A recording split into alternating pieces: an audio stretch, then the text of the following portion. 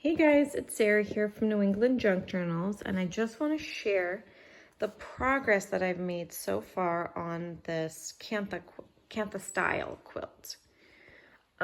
So I have finished the Cantha stitch for almost all of this first panel. Some of these pieces I decided to kind of blend in a little bit with the embroidery thread, and some are contrasting or they're complementary, but they're not the background color. So I just have that top part left to stitch, but I've got to the point where I want to try to put together my second panel. So I've started piecing it together a little bit last night, and unfortunately my my folding pin board here kind of wrinkled everything up when I tried to fold it up and get it out of the way. So I'll have to just try to smooth that with my hands and pin it down. So I'm gonna have my camera lady over here hopefully hold this, and I might end up speeding this up just because it might take me a while to just finish what I'm gonna do, but she's just gonna show you a little bit of hopefully getting this together. I'm starting to get up to the point where my bucket of fabric over here, I'm running out of different pieces. I don't want to repeat the patterns too often. So partway through this, I may have to go in and grab some more fabric samples to wash them. So I'm just going to pin some of these here. I couldn't find my little sunshine fabric pins, my little flat ones like this. So I do just have some random ones that I'm going to use. And I'll end up tacking them all down with this herringbone stitch up here. So I have been kind of learning as I've been going along, and I did watch a video by Corinne. I believe her channel is called To Be Loved, To Be something. I'll post it in the, sorry, I'm saying a lot. I'll post it in the description box. It's To Be Loved something by Corinne.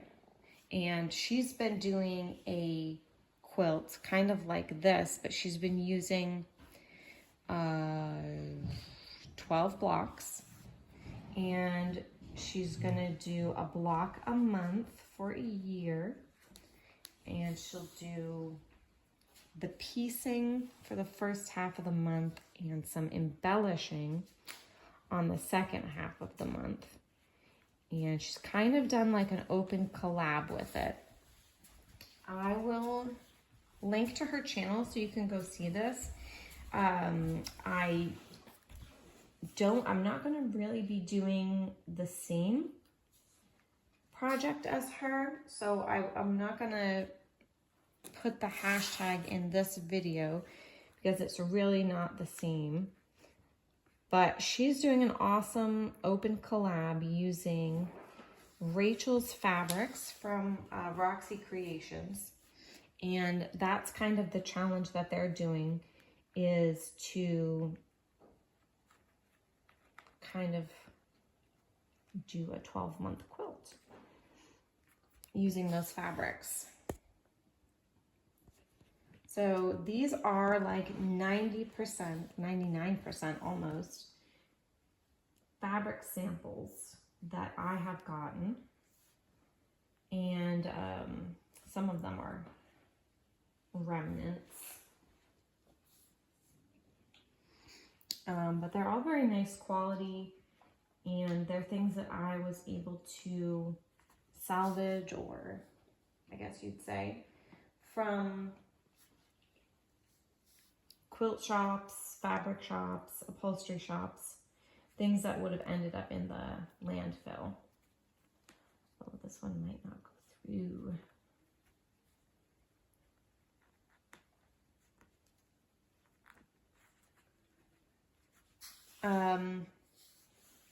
Now I do have mine on a piece of batting. It's just a very thin flannel batting. And I am going to back it with this lovely fabric here. And what I think I'm going to do, because I didn't want to tack it down to this like straight away, because it would be a lot of fabric to have to wrestle with. What I am going to do is, once all of my blocks are together, I'm gonna pin it down, and I'm just going to do a running stitch that's hidden in this flannel. So it won't come through the other side, because I'll have all of my Cantha running stitch already done, like this. I'll just flip it over and hide my stitches in this. So that's it for the talking portion. Now I'm just going to try to piece things together, and I'll show you what it looks like when I come back. Okay. What is going on? Okay.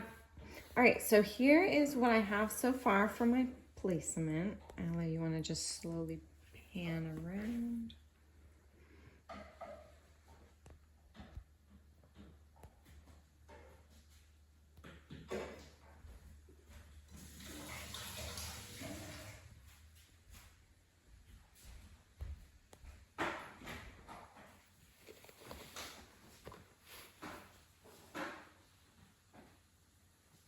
Very good.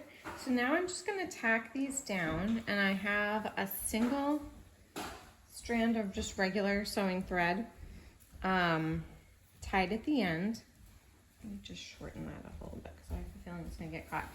And then I'm just going to do a herringbone stitch to tack each of these down. I kind of thought that I wanted to just like tack them and then tie them off individually, but I think that's just, I don't know, that's too much. So I'm going to show you, if you've never seen a herringbone stitch, and just start here.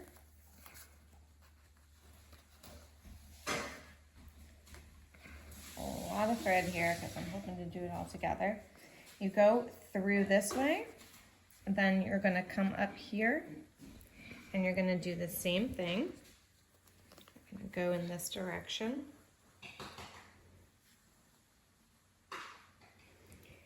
And then as you keep going and you keep in the same direction, it's going to crisscross.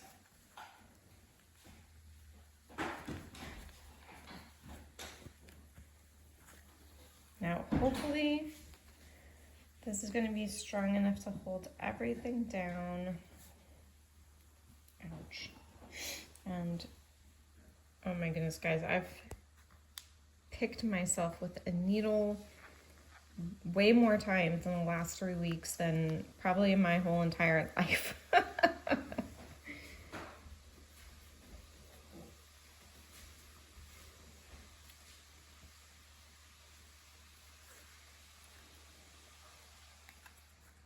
think I want to come all the way here and secure these overlapping pieces. And it's best to do this as flat as possible. I'm not sure that I'm doing it as flat as possible, but I'm trying.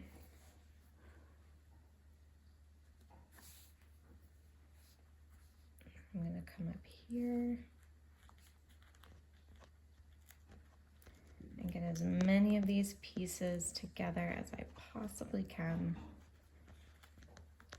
Some of these are going to be hard. Some places are going to be hard to stitch. just because of how many layers.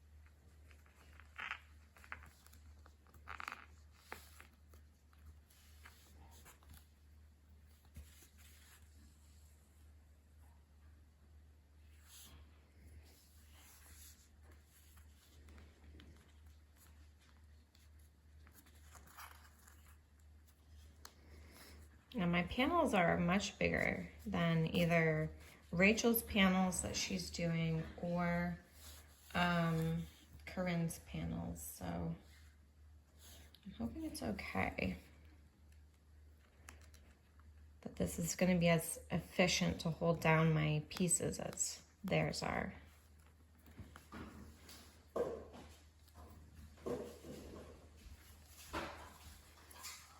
And again, I'm trying to do this and not like let it buckle too much, because what happens if it does buckle like that is that my fabric is going to like squish.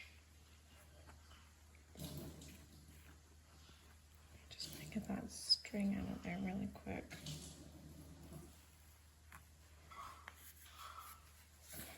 Flatten it back all out.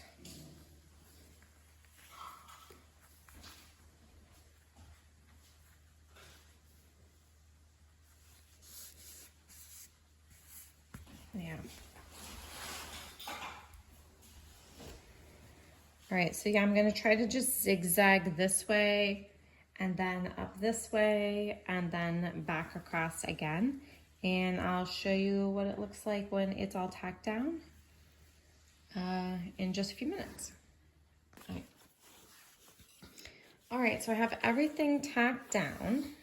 This is going to tuck under, over, along this edge here. So as I'm stitching my running stitch, my Cantha stitch, I am going to try to be cognizant to leave probably a good inch or so, inch to inch and a quarter at least along this line, so that when I fold them through, then I'll do another Cantha stitch all the way up to join them together. And so I did my herringbone stitch along the bottom, and honestly I only had enough thread for the first time to go to this edge anyway, so I just continued. Once I got to the edge, I would tie it off and start another piece of thread to go to the top. And this is what it looks like on the back. Probably could have had a little bit more room up there. Pan it right this way, honey. Up to the top. Okay, so here is a good amount. This one seems to be a good amount. I'm just gonna have to make sure on that one that this is the underside and that there'll be enough overlapping on the other side to catch this here.